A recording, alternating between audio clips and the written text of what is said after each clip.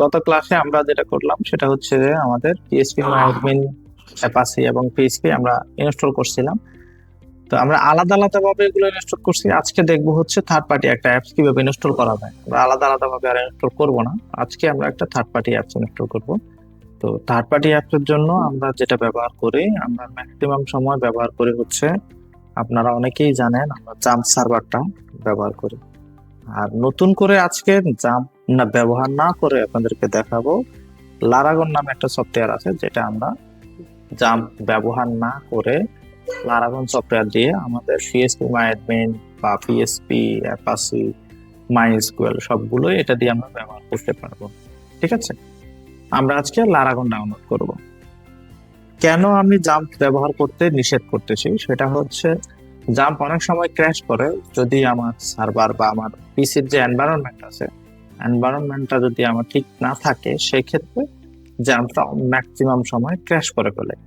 আর আমি যখন শিখতেছিলাম নতুন নতুন প্রথম দিকে জাম্প সার্ভার যখন আমরা ইনস্টল করছি পিএসপি 5 এর ক্ষেত্রে, সেক্ষেত্রে অনেক সময় দেখা গেল যে মাইএসকিউএল এর যে ডাটাগুলো ছিল সেগুলো আমরা অনেক সময় পেতাম না। তো এই প্রবলেমের কারণে আমরা অনেক সময় হতাশ করতাম যে কি কারণে আমাদের এটা হচ্ছে, কেন আমাদের নতুন করে কখন আমাদের শুরু হবে, হ্যাঁ, কখন একটা নতুন সফটওয়্যার আপডেট আসবে বা কখন আসতে পারে, বা এই যে ইয়াটা জাম্প ক্র্যাশিং যেটা আছে সেটা কখন সলভ করবে ওরা, এই বিষয়গুলোর জন্য আমরা হতাশ করতাম। তো লারাগন এসে পরবর্তীতে সেই জিনিসটাকে আমাদেরকে সলভ করে দিয়েছে। আপনারাই সবচেয়ে বেশি সুবিধা পাচ্ছেন যে লারাগন ইনস্টল করতে পারতেছেন। এখানে দেখেন লারাগনের যে ডাউনলোড ফোল্ডারটা আছে, ডাউনলোড যে লিঙ্কটা আছে সেখানে আমরা চলে যাবো। এখন এখান থেকে আমরা ডাউনলোড করব ডাউনলোড লারাগন ফুল 173 MB, হয়তো আরো ভবিষ্যতে বাড়তে পারে। 173 MB আছে এখন।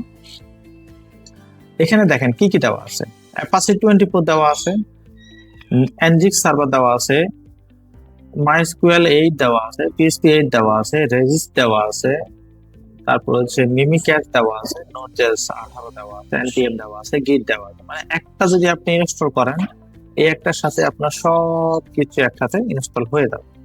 এটা ডাউনলোড করার জন্য আপনি জাস্ট এখানে ক্লিক করেন। ক্লিক করলে আপনার একটু সময় নেবে, কারণ এটা যেহেতু 173 MB এখানে ডাউনলোড হচ্ছে, এখানে ডাউনলোড হতে একটু সময় নেবে। এটাকে একটু সময় দেন। এখন দেখেন আমাদের অলরেডি ডাউনলোড হয়ে গেছে। এখানে আমরা জাস্ট ক্লিক করলে আমাদের ইনস্টলেশনটা দেখাবে। এরপরে আমরা ওকে দিব।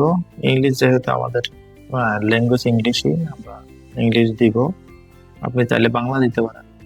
এরপরে হচ্ছে কোন প্যাথের ভিতরে আমরা ইনস্টল করব, সেটা হচ্ছে আমাদের সি লারাগন। নেক্সটে ক্লিক করব। তিনটাই আপনারা দিয়ে রাখতে পারেন, কোনো সমস্যা নাই। এরপর হচ্ছে নেক্সটে ক্লিক করব। এরপর হচ্ছে ইনস্টল। একটু সময় দেন, এটা পুরোটা ইনস্টল হয়ে যাক। এখানে দেখেন যেটা আসছে সেটা হচ্ছে রান লারাগন। ফিনিশ দিলে আমাদের লারাগনটা রান হবে।